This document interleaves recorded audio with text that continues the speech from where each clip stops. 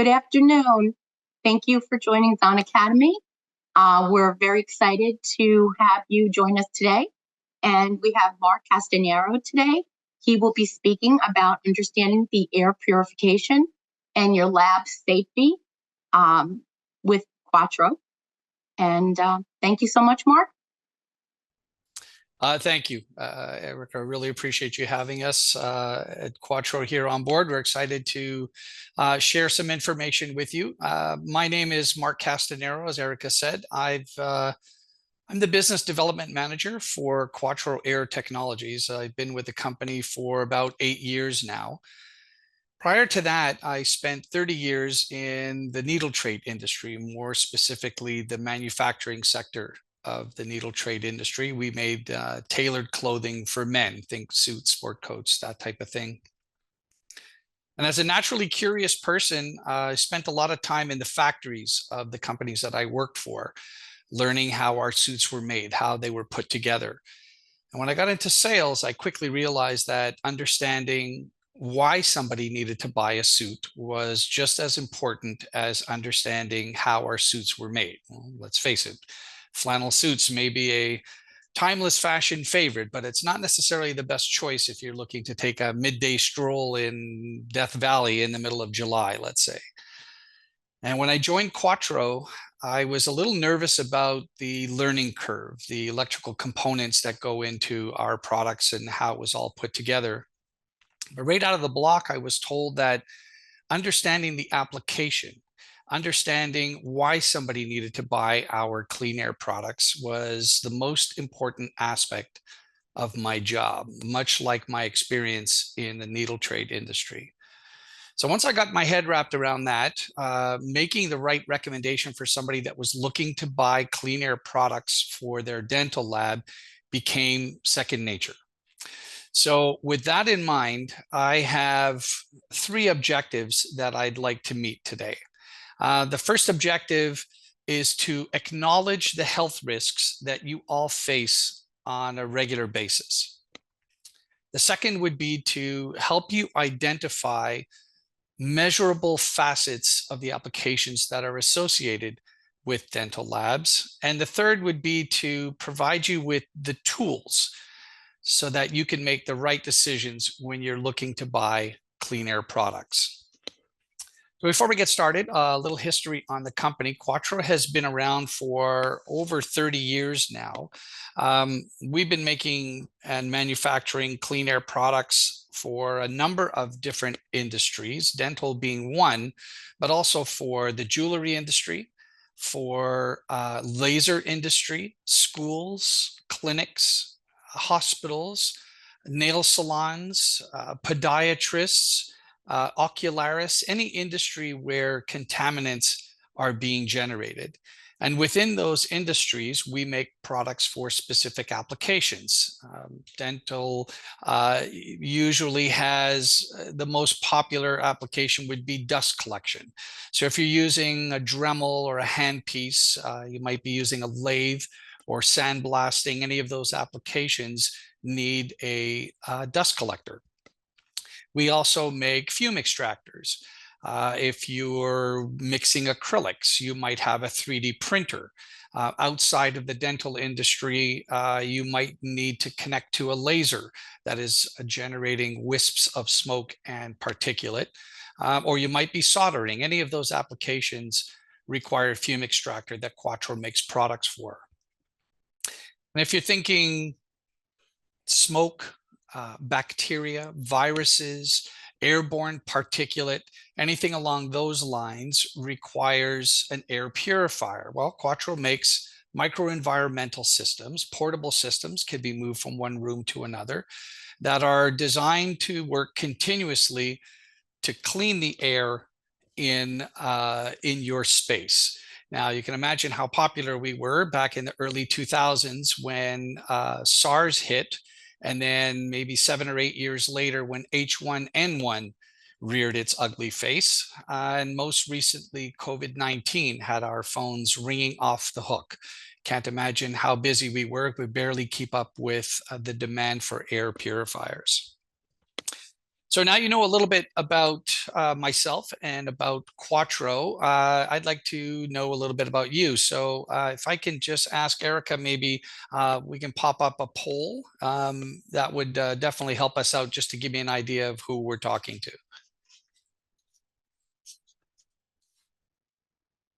So basically, just give us an idea of the size of the lab that you're working in. So if you're less than 5 people, if you don't mind just letting us know, maybe you're a mid-sized lab between 5 and 20 people, or more than 20 people, any of those answers, please feel free to give us an idea of who we're dealing with. Now, we've all heard the phrase, "You are what you eat." Well, if that's the case, then it may also be true to say that you are what you breathe. Well, dental labs are like small factories. Particulate matter and odors that are generated 8 to 10 hours a day, well, they can accumulate in the air inside your factory. Some of them can stay airborne for days or even weeks at a time. And they can create a less than desirable environment for everyone that's working there. Now, traditional factories, when they're initially built, are usually designed with things like proper ventilation and air changes in mind. Dental labs, not so much. Dental labs are usually grown from within an office-style building, very well sealed, with not much thought given to air quality, ventilation, or proper air changes. Mark? Yes. We do have some answers here. Now, the question was, what is the size of your lab that you work? We have 40% answered less than 5 people. 40% answered 5 to 20 people. 10% answered more than 20 people. Oh, great. That's excellent information. Thank you for that. You're welcome.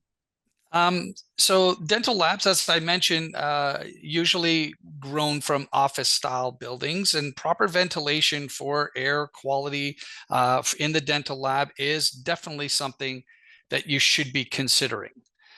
According to a study back in 2020, as well as a few other studies that I found before that, the dental professionals have the dubious honor of holding 4 of the top 5 most unhealthy jobs in America. Now, that's taking into account almost 1,000 occupations that were looked at. 4 of the top 5 most unhealthy jobs are held in the dental profession. Dental lab technicians, by the way, sitting at number 4 on that list.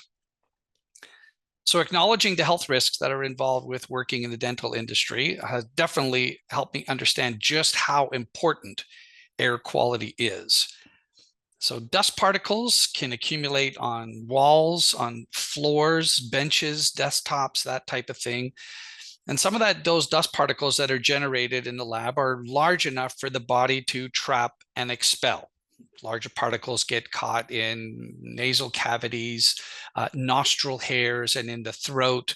And the body can expel them by coughing, sneezing, blowing your nose, all those wonderful things.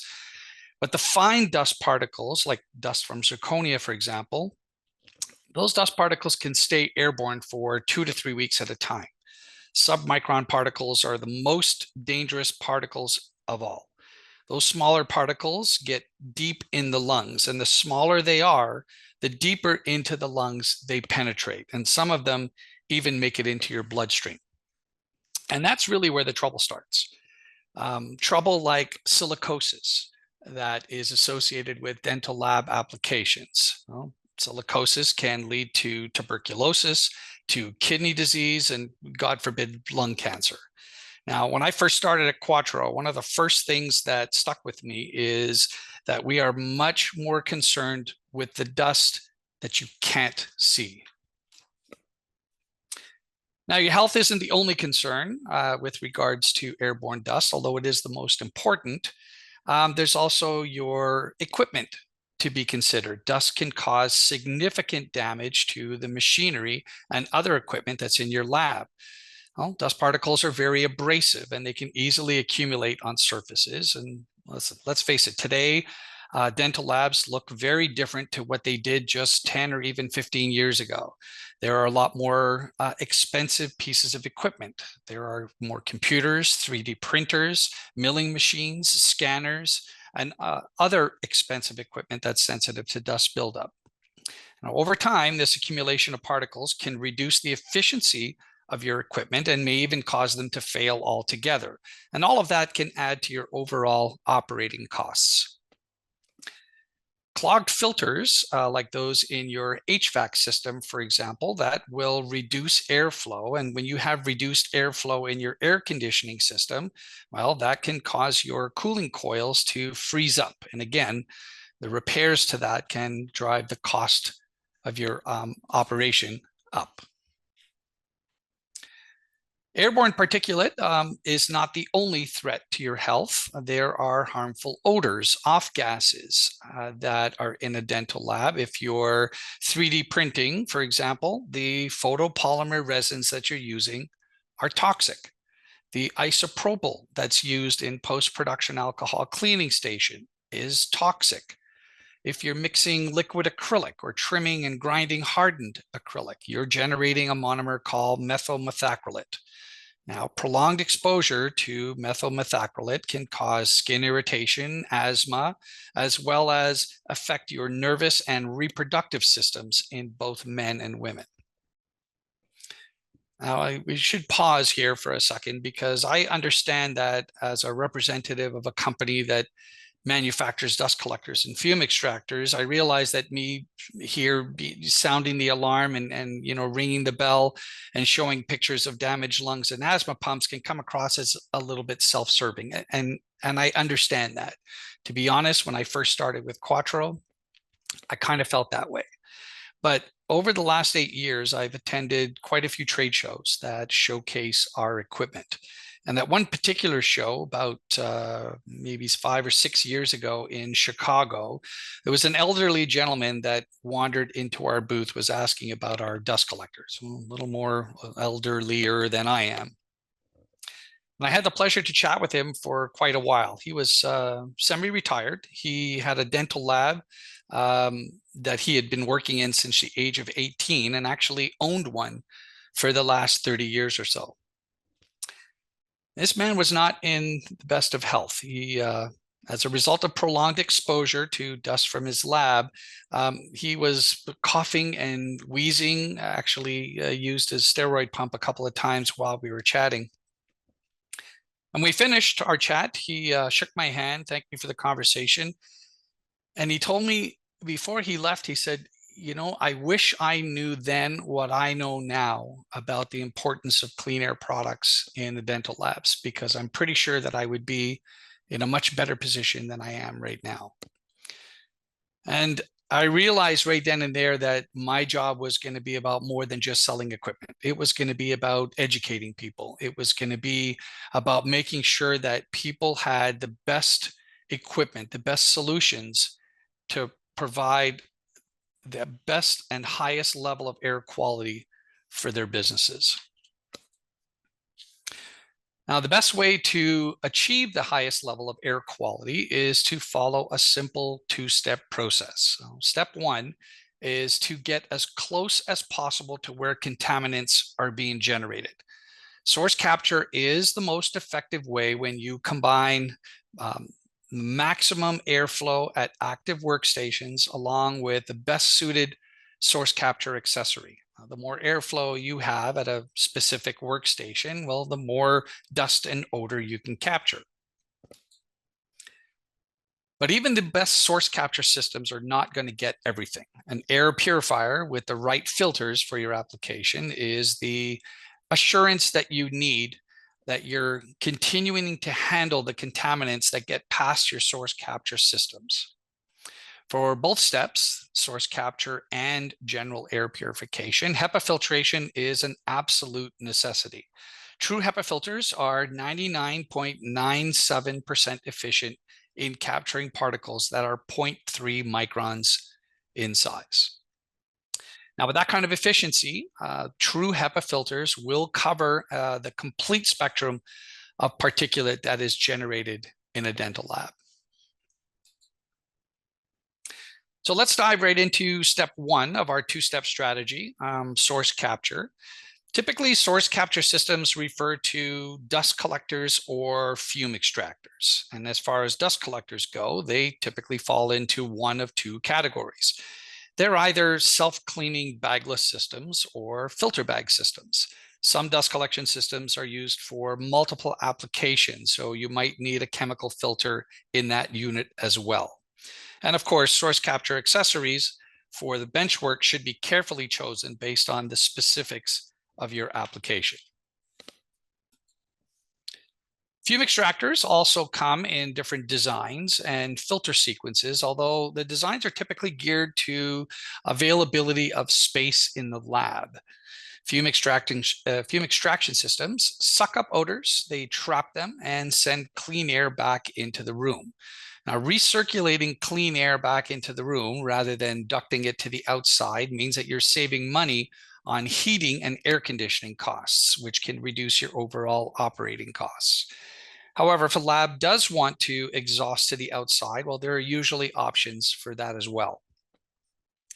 Photopolymer resins, isopropyl cleaning stations, and any other odor-producing applications that are associated with 3D printing are toxic, as I've said, and they need some kind of air cleaning solution, either at source, like these units, or with a standalone air purifier, or even, if possible, a combination of both. As I said earlier, you can't get everything at source, which brings us to step two of our clean air strategy. Air purifiers are useful in capturing the debris and odors that get past your source capture systems and become airborne. Well, if it's done efficiently, well, we estimate that dust collectors and fume extractors can capture about 70% of dust particles and harmful odors at source before they become airborne. The right choice of air purifier can take care of the other 30%. Now, choosing a standalone air purifier is based on the size of the room and the contaminants that you're exposed to, dust, odor, or sometimes both. And they're usually designed to run continuously. So now that we have a general overview on the clean air strategy that we're trying to achieve, let's dive a little deeper into the source capture designs that are available to labs, starting with dust collectors. As I mentioned earlier, the two designs that are generally sold in a marketplace are those that have filter bags and those that are deemed to be self-cleaning or bagless systems. So what's the difference, and are there any advantages of one over the other? Well, to answer those questions, we need to look at the design differences. Self-cleaning dust collectors are bagless systems that generally all work the same way with slight differences depending on the company that you buy from. So contaminated air enters the system through a port or multiple ports in the dust collector. And gravity does its thing when the heaviest particles, indicated here by gray arrows, drop into a collection tray at the bottom of the unit. Any lighter particles, indicated by the red arrows, usually get sucked up and are trapped in a main filter of some sort. Our self-cleaning IVACs, for example, have a shaker motor that vibrates every 60 minutes of runtime and shakes the dust from the main filter into the tray below.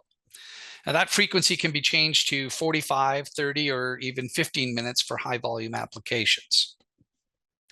Any superfine particulate that gets past that main filter, most of which is not even visible to the human eye, is trapped by HEPA filters. That is the last line of defense. And then clean air, as shown by the blue arrows, is then pushed out of the unit through the exhaust port. So rather than changing filter bags, the tray is removed and emptied whenever you need to. Even though this is a self-cleaning system, over time, the main filters and HEPA filter will get loaded and they'll need to be changed, albeit much less frequently than filter bags. So self-cleaning systems usually recommended for high volume applications where frequent bag replacement is just too costly. Filter bag systems are more straightforward in that they typically have one or more filter bags that are the right size for the application. Well, think about it. If you're generating more than a handful of debris per day, well, you're probably going to want to get a dust collector with larger filter bags and more storage capacity. Changing filter bags is clean and simple, with very little chance of having dust disturbed when you're performing filter maintenance. Generally speaking, filter bag systems are used in low volume applications where a clean environment is paramount. So think dental clinics that are, in-house dental clinics that are in labs, that have their own labs where patients are in and out of the office. At the end of the day, it comes down to a matter of preference. Some people prefer the low maintenance concept of a self-cleaning system.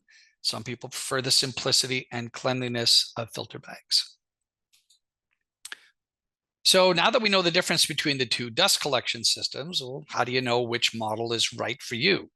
Well, to get there, we need to define the application's workload. So we ask a few simple questions that help define that workload. Well, these are the measurable facets I was talking about earlier, like how much debris is being generated. Well, we can quantify that. Is that a handful of debris per day, per week, or per month? Other questions like how many hours a day is the equipment going to be running? Is it 1 to 2 hours a day, 4 to 5, or is it going to be more than 6 hours a day? And the last question would be something like, how many active workstations actually need suction? Is it 1, 3, or 6? We need to know the answers to those questions because there are dust collectors that can handle the specific workload of each of the applications. So whether it's a self-cleaning unit like the ones in our IVAC series or a filter bag system like these, there's a solution for just about any workload.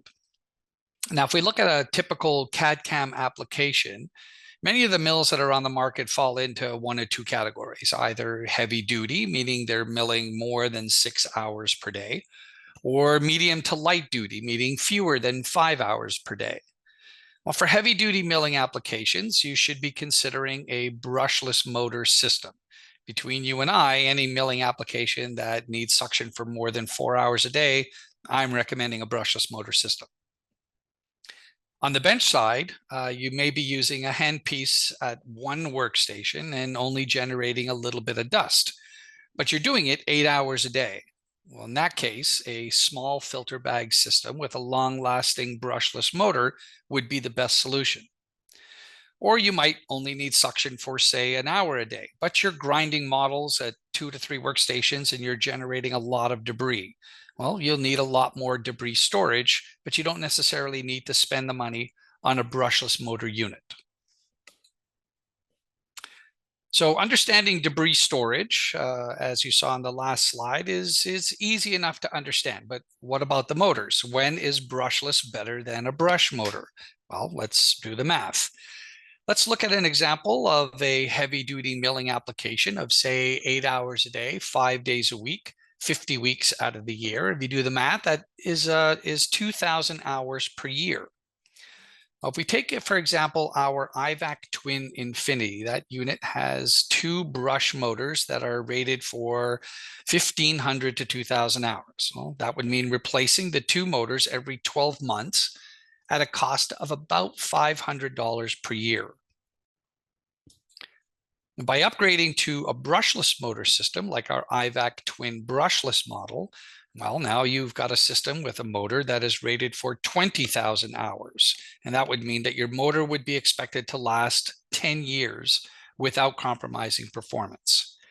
Now, the difference in price between a brush motor system and a brushless motor system is anywhere between $400 to $500 more for the brushless system. Now, the additional $400 to $500 you spend up front for a brushless motor unit will save you thousands of dollars in the long run in replacement parts and reduced downtime. So by defining the workload, you can now ask those few simple questions to help you decide what kind of dust collector you should be looking for. Let's start with an easy application. If we know that we need a dust collector for a CAD/CAM application or one that you're going to be connecting to a mill, then we're going to want to know what the workload is or how many hours a day the dust collector is expected to be working. Well, that helps you decide the kind of motor you need. Most mills will generate a similar volume of dust over the same period of time. So debris storage is really tied more likely to the hours of operation. The more you run your mill, the more debris storage you're going to want. And then it comes down to a simple matter of preference. Well, do you prefer the self-cleaning system or do you prefer a filter bag system?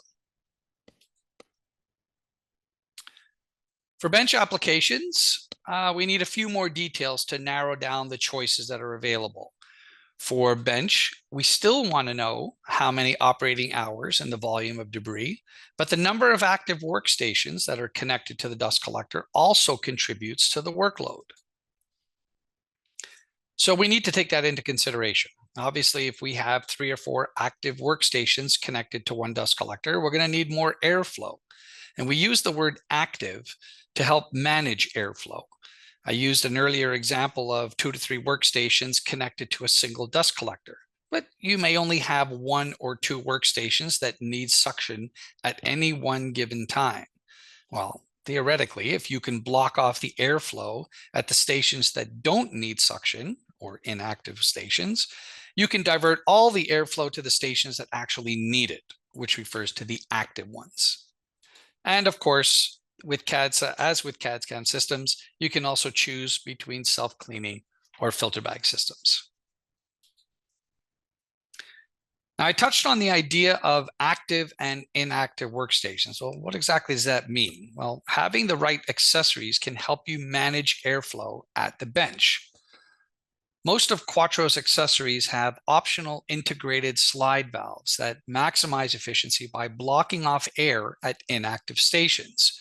And that makes switching a station from inactive to active very easy to do. Our slide valves can also be hardwired to the dust collector to act as a remote on-off switch for the dust collector. We call them ASVs, or auto start slide valves. And when we're asked for a recommendation on what accessory to buy, we often ask what direction debris is generally flying. Well, we want to work with gravity and the direction of flying debris as much as possible. So some of our accessories have rear suction intake for debris that's moving away from a technician. Some have downdraft intakes for debris that tends to shoot downward. And some have intakes that face forward for debris that shoots toward the technician. Heavy-duty applications like sandblasting and dry model trimming typically generate a high volume of debris. Dedicated self-cleaning suction systems are definitely recommended in these cases. So it's a good idea to add a cyclone collector to the setup. A cyclone collector installs between the sandblaster or the grinder and the dust collector. The cyclone will capture the heavier particles, reducing the workload on the dust collector. Now, we've seen labs actually line that bucket with a plastic bag, and that makes disposal of debris very simple. Reducing the workload on the dust collector means that your filters will last longer, your motors will last longer, and your maintenance downtime will be reduced. Now, you may have an application with 2 workstations. One would be for mixing acrylics and generating VOCs, and the other would be for trimming, where you're generating dust. Well, rather than buy 2 separate suction units, you can get a system that can handle both the dust and the fume station. And they're usually equipped with a filter bag for the dust and an odor module for the monomer fumes. Again, there are different sizes and different motors available depending on the application. Now, that's a whole lot of talk so far, so I thought I would break things up a little bit. I'm a little bit of a trivia buff with loads of useless information rattling around in my head, tidbits of random facts that I like to call knowledge nuggets. So I thought it'd be fun to share some of those useless bits of information with you today. For example, did you know that in 1901 was the first time that a dust collector was made? A gentleman by the name of Hubert Cecil Booth invented a dust collector that was so big that it had to be pulled by horses. Now imagine having to hook that puppy up to a roll-in milling machine in your lab. By the way, none of this is patented, so feel free to use any of this valuable information at your next dinner party or dental conference. Here's another one. Did you know that only 10% of dust particles are visible to the naked eye? Well, that means that 9 out of 10 are too small to see. Think about that the next time you wipe your finger on the bench that you're working at. Now, there's a lot of talk in the dental industry about HEPA filters and particle sizes, and the word micron comes up often. Well, what exactly is a micron and how big is it? Now, the micron is 1/1,000,000th of a meter, or for you metric challenged people, it's 0.00004 of an inch, which is pretty small. But to put it another way, it's about 1/50th the width of a human hair. And for those of you that are hair challenged, like me, it's about 1/15th of an average size pollen spore. So if you have any questions on dust collectors before we move on to fume extractors, just feed them into the chat and we can definitely revisit them as we go along.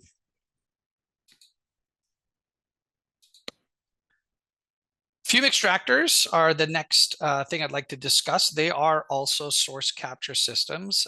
They're specifically designed to move a lot of air. As such, they typically have higher CFM ratings compared to dust collectors. They have special odor filters that can vary depending on the contaminants that are being generated. They can also have direct connections to a containment cabinet, or they can use a variety of accessories to get as close as possible to the source of odors or smoke. Some fume extractors are shaped like a hood, much like what you would see over a stovetop.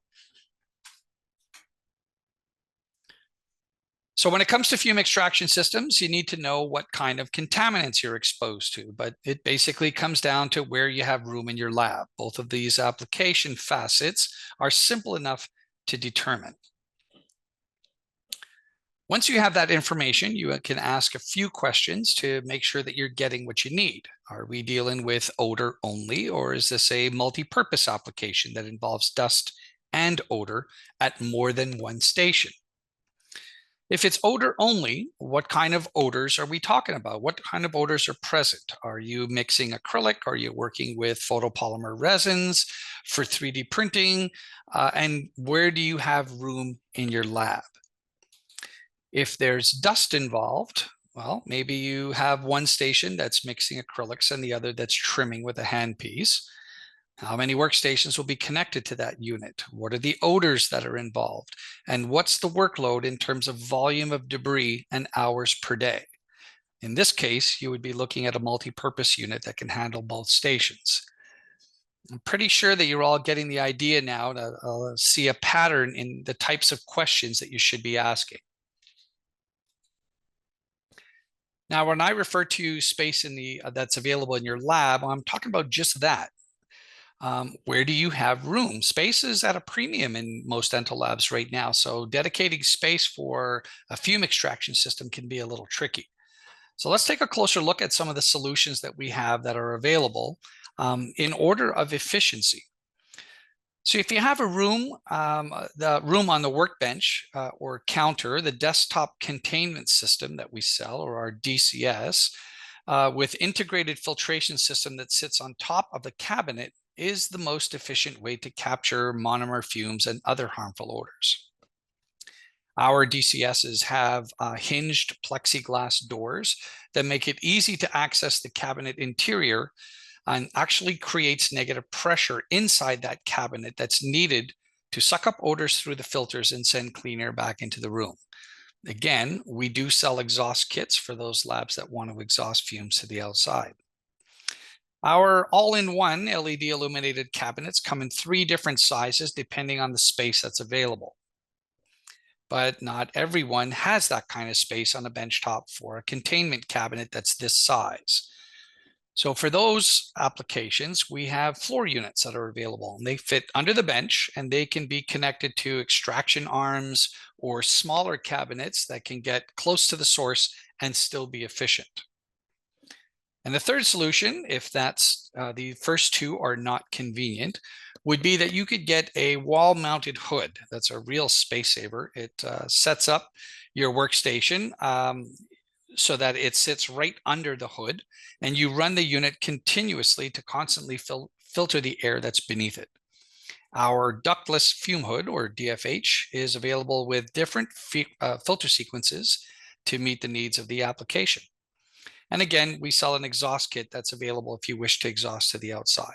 So this rendering gives you a pretty good idea of what the three options would look like in a typical lab environment. Regardless of the design of the housing or the casing, fume extraction systems generally work the same way. There's usually some type of pre-filter that handles larger particles and dust bunnies, and a chemical odor filter that can vary depending on the contaminants that are being generated. And of course, the better systems have a HEPA filter to be able to handle the superfine particulate. Now, just in case you thought I forgot about our knowledge nuggets, here's a good one. Activated carbon is one of the most popular chemical filters that are used today. It's basically charcoal with holes in it. The holes trap contaminants and they hold them there. That's basically how activated carbon works.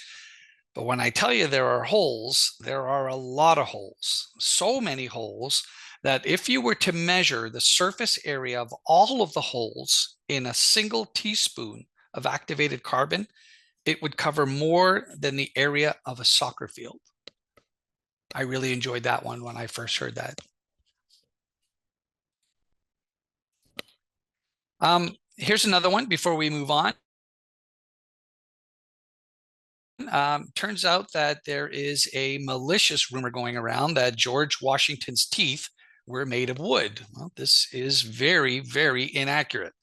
In fact, his dentures were made from human teeth, elephant ivory, hippopotamus tusk, and gold.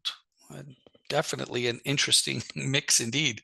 Luckily, today's dental technology only has us putting powdered pucks and liquid resins in our mouth. Moving on to air purifiers. Microenvironmental air purifiers vary in size and filter sequence, and they're designed for continuous use.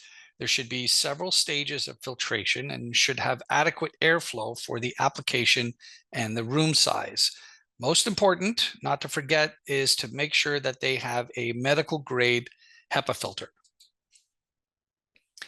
Our recommendation for dental labs is a multi-stage upflow system, meaning they pull air in from the bottom of the unit, pulling dust and heavy odors away from breathing zones and pushing clean air out the top and back into the room.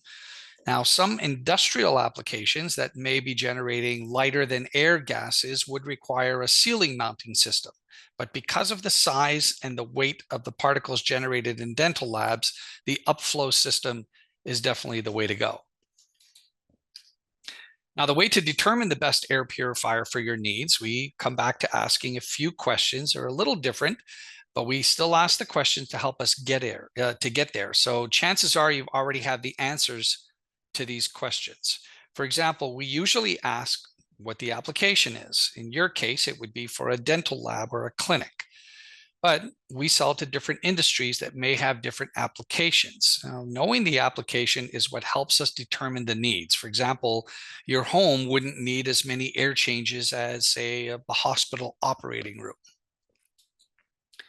The number of air changes can only be calculated once you know the size of the room, including the ceiling height. And finally, we ask, what exactly is your concern? What are the contaminants?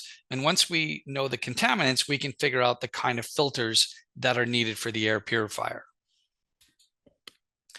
So you've probably heard a few terms thrown around when we're discussing air purifiers like ACH and CFM and CFH. Well, let's take a few minutes to go through these basic measurable facets of air purifier application. So ACH, it stands for air changes per hour, or how many times the air is replaced in a given space in 1 hour. CFM stands for cubic feet per minute, or how much air can that air purifier move in 60 seconds. So if we multiply that by 60 minutes, we can get the cubic feet per hour, which is what we need. And finally, the volume of a room is the area of the room times the ceiling height. The calculation for air changes per hour is quite simple once you know what these acronyms stand for. So you take the volume of the air that an air purifier can move in 1 hour, also known as the CFH, and you divide it by the volume of the room. The result is the air changes per hour that that air purifier can deliver in that room. There are several websites that you can access to figure out exactly what the recommended air changes per hour is for your application. The CDC actually is a good source for that. They have general guidelines, and in the case of dental labs and clinics, they recommend 8 to 12 air changes per hour.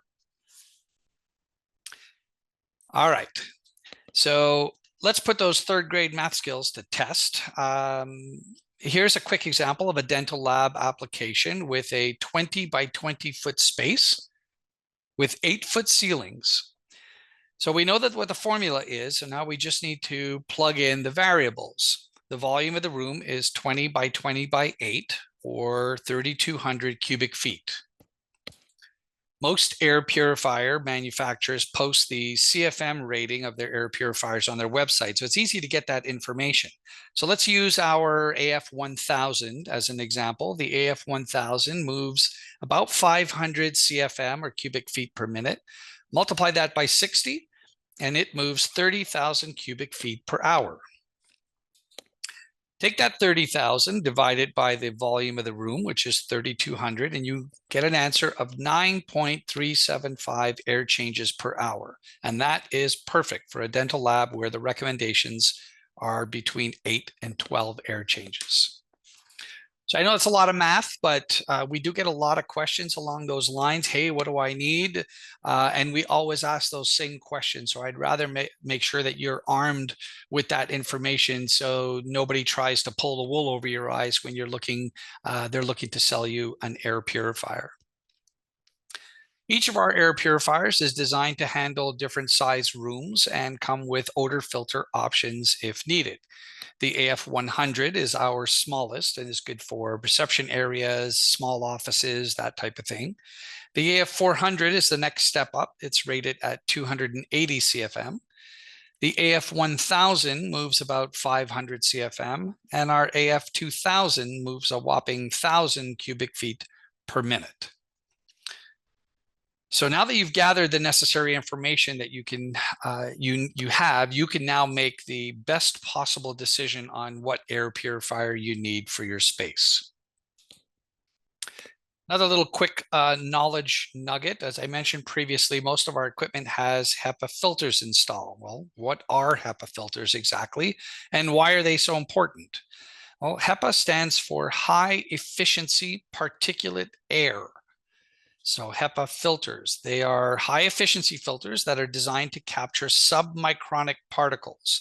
Now remember, those are the particles that we are most concerned about. Those are the particles that the body has no defense against. Now, there's a little bit of a misconception regarding the efficiency of HEPA filters. Now, you may have heard that HEPA filters are 99.97% efficient at trapping particles that are as small as 0.3 microns. Well, that infers that HEPA filters are ineffective at particles that are even smaller than that. The wording should be that they are 99.97% efficient at 0.3 microns. HEPA filters actually become more efficient as particle sizes get smaller. It has something to do with how smaller particles travel when they're caught in an airstream. I won't go into all the technical details of that, but basically 0.3 microns is the most penetrating particle size for HEPA filters, not the smallest size. And if you go online, you'll see dozens of graphs like this that explain how HEPA filters become more efficient as particle sizes get smaller. Just when you thought that zirconia was the only dust that you had to worry about, it turns out that the average person sheds a half an ounce of dead skin cells throughout the day. Well, when you consider how much time we spend at work, that equates to each person shedding over 2 pounds of dead skin per year at work. Now, if that's not a reason to get an air purifier for your workspace, I really don't know what is. Now, with your permission, I would like to spend a little time on discussing 3D printing applications. It has become so important, and I think it's worth having its own dedicated section of this lecture. Before we get started, if I can ask Erica, maybe we can throw up a poll there on 3D printing just to find out where we are in terms of who is using it and who's not. So I would love to get any type of feedback on that, if you don't mind. Sure, it's just been launched. Great. So 3D printing has been around for over 40 years now. It was actually invented right around the time that the first CDs came out. The technology has come a long way since then. In fact, there's so much progress that NASA is looking to send robots and 3D printers to the moon to start putting up infrastructure there. So between you and I would start saving up your frequent flyer miles, because you never know where we might end up in terms of hotels. Oh, we got our answers back quickly. Excellent. How did we do? Looks like 71% of our audience is already using 3D printing, and 29% are looking to get on board in the next 12 months. Excellent. That's pretty much where I thought we would be, but I think looking at some of these startling statistics, I think will open up your eyes even more to those of you that haven't quite started and are looking to get into it. As of January of this year, it's estimated that 96% of dental labs with more than 5 employees are using 3D printers in their lab. Now, with a projected annual growth rate of almost 23%, the dental 3D printing market, now remember, this is just the dental market, is expected to approach $22 billion by 2033. As of 2023, dental labs specifically represented 55% of that business. That's more than dental research facilities and clinics combined. Needless to say, 3D printing is here, and it's become a very important part of the dental lab world. Now let's get the bad news out of the way. There is an abundance of information available that outlines the health risks involved with photopolymer resins. However, in doing your own research, you will also read that there isn't enough data available to determine for certain what the long-term, and I stress long-term, effects are with regards to prolonged exposure to photopolymer resins. We don't need to look too hard to find examples from our past of how our lives have been affected by long-term exposure to other health hazards. History tells us that smoking causes cancer and heart disease. Asbestos causes lung, larynx, and ovarian cancer. Silica dust causes lung cancer and autoimmune diseases. And too much exposure to the sun can cause melanoma and other skin disorders. So based on knowledge that we have acquired over the years regarding these and other health concerns, I wouldn't wait around too long to see what the long-term effects are of prolonged exposure to photopolymer resins before taking proper precautions with regards to your health and welfare. Now, I've highlighted the top 5 health risks that seem to be common in all of the articles that I've read. Now, before you start making snap decisions to throw your 3D printer off a bridge, it's important to understand that although photopolymer resins and post-production isopropyl are toxic, like any other hazardous materials that you're exposed to in the dental lab, precautions can be taken to reduce the risk of prolonged exposure. Now, the first 4 points I have up here can be avoided by simply being careful when you're handling and disposing liquid resins. The 5th point is where you may need some outside help. Fortunately, there are clean air products that are available in the market that are specific to 3D printing applications. Now, in addition to the health risks that are involved with 3D printing, I'd also like to address a few of the myths and misconceptions that are out there. Well, myth number one is that there's a misconception that says less smelly resins equates to reduced toxicity. In fact, some resins may not emit any type of noticeable smell at all. Well, that makes odor an unreliable indicator of toxicity because they are toxic, just don't have a smell to go along with it. Myth number two is regarding bio-based resins. And while bio-based resins may offer environmental benefits, their toxicity levels can vary depending on their chemical composition. So yes, they may be good for the environment, but that doesn't necessarily mean that they're good for your health. Myth number three involves carbon filters, and some people believe that carbon filters are effective against some VOCs and odors, but they are not going to capture all of the hazardous emissions that are involved with these resins. Carbon may be needed to be mixed with other chemical compounds, filters like potassium and permanganate, for example. But just to be safe, you should be reading the MSDS sheets or the material safety data sheets on the resins that you're using, just to make sure that you have the right filters.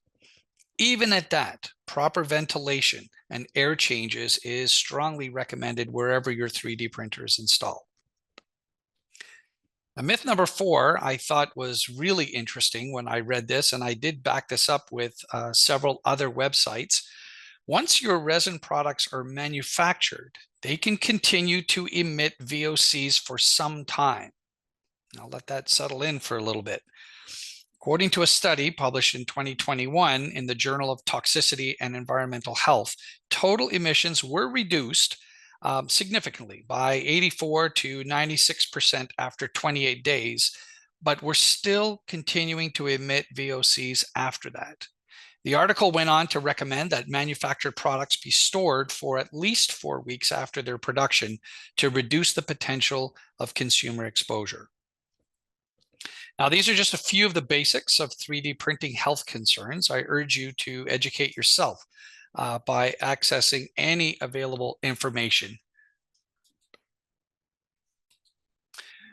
Now, let's take a look at some of the solutions that are available when you're looking to buy clean air products for your 3D printing applications. So as with other applications, the key is to apply the source capture concept whenever possible. The closer you are to getting to where orders are being generated, the more efficient you will be at preventing hazardous fumes from migrating into the rest of the lab. Now, I've broken things down into 4 main applications. There may be others, but based on conversations I've had with dental labs that are getting into this technology, there are 4 main applications that I've noticed. So if you're just starting out, you may only have one printer.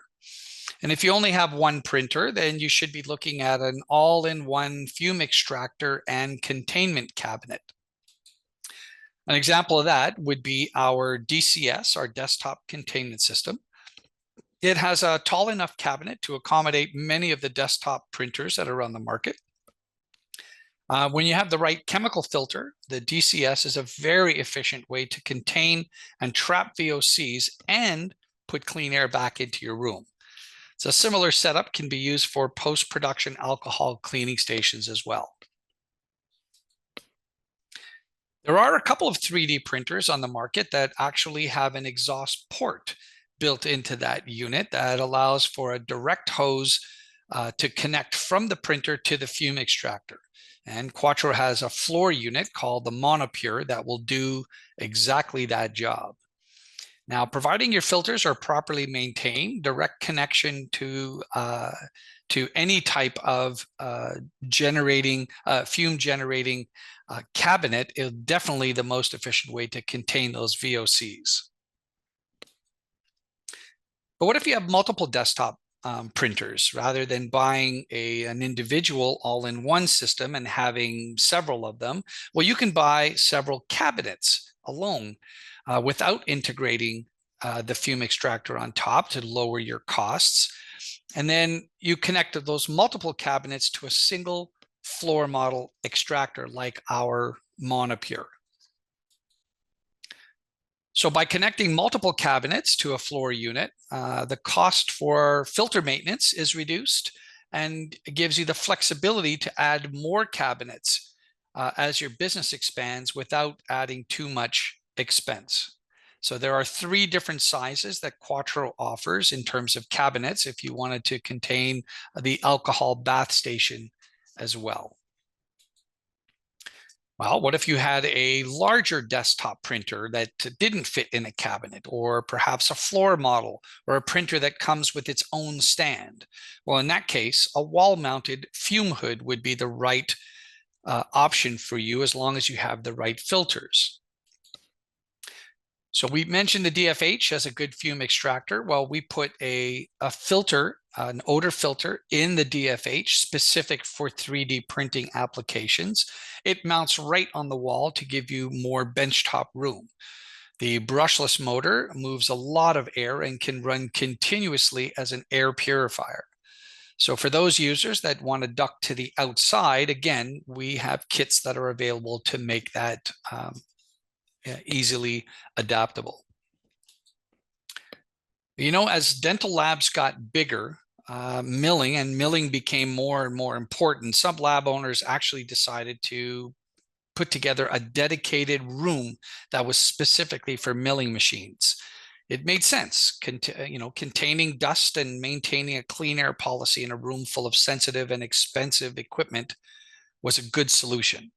Now, it would seem that 3D printing is following that same path. Some labs have fully embraced the 3D printing technology, and they're also creating dedicated rooms for their 3D printers. The odors and off gases that are generated from printers, photopolymer resins, and post-production alcohol cleaning stations are better handled when they can be contained. But as I mentioned earlier, you're not going to get everything with a source capture system. So an air purifier with the right filters should definitely be considered. As with air purifiers, as we discussed earlier, the unit should have enough power to handle the size of the room as well as the concentration levels of contaminants. If a room has several active printers, you may need an air purifier that can give you more air changes. The right air purifier has chemical filters that are specific to the VOCs related to the 3D printing VOCs that are being generated. Now, those filters should include activated carbon and, as I mentioned earlier, potassium permanganate as a mix. There should also be true HEPA filtration installed in that unit as well. Most of the air purifiers that are on the market, definitely Quatro's air purifiers, are designed to run 24 hours a day, 7 days a week for continuous protection. So that pretty much wraps up my time. We ran a little bit over. I apologize for that. Before we open up the floor for any questions, let's just take a quick look to see if we met our objectives. So I don't really think that putting up more photos of diseased lungs and asthma pumps would make the message any clearer that there are some hazards of your job that need special attention. So I think we've got that one covered. An application's measurable facets include knowing how many workstations need dust collection or fume extraction, how many hours a day do those workstations require suction, how much debris is being generated there, and what kind of odors are being produced at those workstations. Just how, and finally, just how big of a space are you actually working in? These are all things that you should know before you even start looking for clean air products. Now that you've identified those measurable facets of your application, the tools I wanted to provide you with were actually just questions. Questions that you should be asking when you're looking for the right solution. Questions like, will this be a powerful enough unit for 3 active workstations? How often will I have to replace filter bags if I'm generating, say, a handful of debris per day? What size air purifier do I need to get 8 air changes per day in a room that's 20 feet by 20 feet with 8-foot ceilings? What kind of chemical filters do I need for my Formlab 3D printer that's using resin XYZ? And how often will I have to replace the motors in a dust collector for my milling machine that's running 8 hours a day, and so on and so forth. So those are pretty much the questions, the tools that I wanted to provide you with. That pretty much wraps up my time with you. So we'll open up the floor. Again, I apologize for running a little late, but if there's any questions, I'd be happy to answer them. And thank you, Mark. Lots of great information. Audience, please feel free to put any questions, comments on the bottom of your screen on Q&A for Mark. Even though I think you answered everything. I think you covered it all. I hope I didn't put anybody to sleep, but we tried to get as much information in there as possible. Very important. This is, crucial for any lab to, think about it. It's something you need to consider about your employees' health, safety, air quality in general. Looks like we don't have any questions, so you did cover it all. Ask that if there are any additional questions you think of, feel free to email us. We also ask that you contact your Zahn representative on how they can get you started with Quatro today. Something very important that you really should have incorporated into your lab as 3D printing is expanding. And like he said, something to think about for your lab's future. I wanted to also mention that we do have additional webinars. So thank you for joining Zahn Academy. Highlighted next week, we'll be talking about digital dentures with John Johnson from Johnson Dental Lab. Also, we do have roadshows coming to the nearest town near you. This week, we will be in Indianapolis, Indiana on Friday for one of our roadshows, and then Orange County, California on August 8th. So feel free to sign up, join us. We'd love to see you there. Again, thank you oh, wait a minute. Looks like we do have a question. Okay. We will have this webinar assessed at a later time. We will send out a questionnaire. Thank you very much. Appreciate all your time, Mark, with all this important information. And we look forward to hearing from you, and have a great day. Thank you very much again, and everybody be safe. Thank you.